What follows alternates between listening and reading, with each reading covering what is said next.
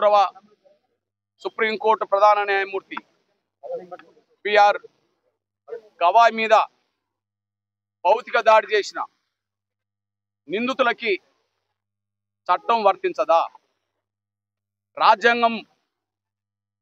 రాజ్యాంగంలో ఉండబడే చట్టాలు ఆ నిందితులకు వర్తించవా?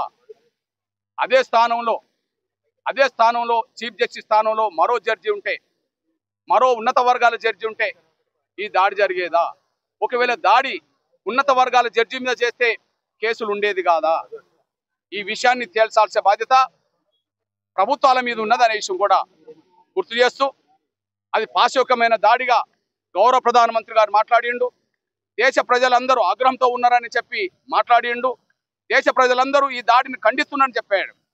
దేశ ప్రధానమంత్రి గారు పాశవిక దాడి అన్న తర్వాత కూడా దేశ ప్రధానమంత్రి గారు దేశంలో ఉండబడే ప్రజలందరూ ఆగ్రహంతో ఉన్నారనే విషయం చెప్పిన తర్వాత కూడా, అందరూ ఖండించదగ్గ విషయం అని చెప్పిన తర్వాత కూడా, ఒక దళితుడు ఉన్నత న్యాయమూర్తి అనబడుతున్న గవాయ్ మీద జరిగిన దాడిని ఇంతవరకు అది దాడిగా చూసి ఒక కేసు నమోదు చేయకపోవడం, సుమోటో కేసు నమోదు చేయకపోవడం, ఆ దాడిని చేసిన వ్యక్తిని అరెస్ట్ చేయకపోవడం, ఆ దాడి చేసిన వ్యక్తి వెనక ఏ శక్తులు ఉన్నాయో అవి గుర్తించే విధంగా ఒక న్యాయ విచారణకు సిద్ధపడకపోవడం చూస్తుంటే, ఈ దేశంలో ఒక ఉన్నత న్యాయమూర్తి మీద జరిగిన దాడికే పరిష్కారం దొరకకపోతే ఇక మాకు రక్షణ ఎక్కడ ఉంటుంది, ఈ దేశంలో గౌరవం ఎక్కడ ఉంటుందో ఒకసారి అర్థం చేసుకోవాల్సింది విజ్ఞప్తి చేస్తూ, ఇప్పటికైనా ఆలస్యమైంది ఏం లేదు.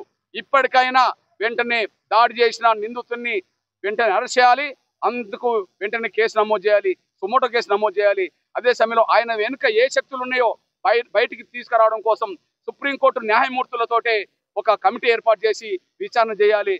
అదే సమయంలో సుప్రీంకోర్టునే కాదు, భవిష్యత్తులో ఎక్కడ ఏ న్యాయమూర్తి మీద కూడా దాడి జరగకుండా ఉండడం కోసం సమగ్రమైన ఒక కఠినమైన చట్టాలు తీసుకురావాల్సిన అవసరం ఉన్నదనే విషయం కూడా మేము భావిస్తూ, ఈ విషయాన్ని కేంద్రంతో పాటు రాష్ట్ర ప్రభుత్వాలన్నీ, ఈ దేశంలో ఉండబడే అన్ని రాష్ట్ర ప్రభుత్వాలన్నీ ఒక కఠిన నిర్ణయం తీసుకునే విధంగా నూతన చట్టాలు రూపొందించాలని చెప్పి మేము డిమాండ్ చేస్తున్నాం.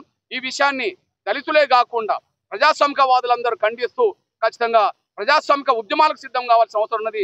లేకపోతే మాకు రక్షణ లేకుండా పోయే ప్రమాదం మరింత పెరిగబోతుంది అనేసి కూడా గుర్తు చేస్తున్నాను. దీన్ని ముందుకు తీసుకెళ్లడం కోసం ఈ రోజు దక్షిణాది రాష్ట్రాల్లో జిల్లా కేంద్రాల్లో ధర్నాలకు పిలుపునిచ్చాం. అదే సమయంలో 17వ తారీఖు నాడు ముఖ్యంగా తెలుగు రాష్ట్రాల్లో మండలాల ముందు పెద్ద ఎత్తున ప్రదర్శన చేయబోతున్నాం.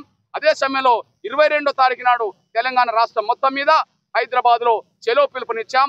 లక్షల మందితో హైదరాబాద్ లో ఒక ప్రజాస్వామిక ఉద్యమాన్ని, మాకు అన్యాయం జరిగితే న్యాయం కోరే ఉద్యమాన్ని నిర్మించబోతున్నాం. అదే సమయంలో 23వ తారీఖు నాడు చెలో అమరావతి ఉంటది, 22 చెలో హైదరాబాద్ ఉంటది, 24 చెలో చెన్నై ఉంటది, 25 చెలో బెంగళూరు ఉంటది. అట్లా దేశంలో ఉండబడే అన్ని రాష్ట్రాలకు ఈ ఉద్యమాన్ని విస్తరించి మా గౌరవాన్ని కాపాడుకోవడానికి, మా అస్తిత్వాన్ని నిలబెట్టుకోవడానికి ఒక ప్రజాస్వామ్య ఉద్యమానికి సిద్ధపడతామనే విషయం కూడా గవాయ్ గారు ఒంటరివాడు కాదని, ఆయన వెనుక కోట్లాది మంది దేశంలో దళితులే కాకుండా సామాజిక న్యాయాన్ని కోరే ప్రజాస్వామిక శక్తులు కూడా ఉన్నారనే విషయాన్ని కూడా మర్చిపోవద్దని చెప్పి, ఆయన ఒంటరివాడని దాడి చేస్తే ఖచ్చితంగా రాజ్యాంగ పరిధిలోనే పోరాటం చేసి దాడి చేసిన వాళ్ళను శిక్షించే విధంగా మా పోరాటాన్ని దేశవ్యాప్తంగా విస్తరిస్తామనే విషయం కూడా గుర్తు చేస్తున్నాం.